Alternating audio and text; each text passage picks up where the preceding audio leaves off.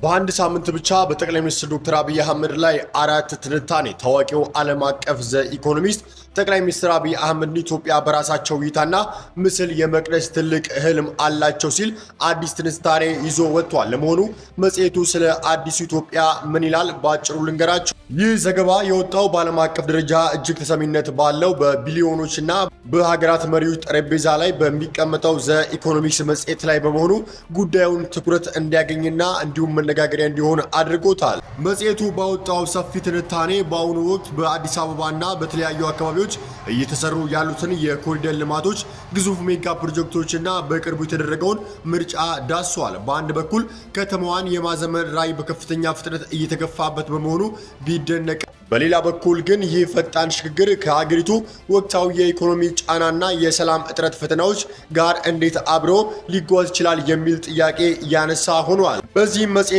ስጋቱን ገልጿል። ለመሆኑ ይህ ዘ ኢኮኖሚክስ ዓለም አቀፍ ትንታኔ ምን ያህል ትክክል ነው? እናንተስ ምን ትላላችሁ?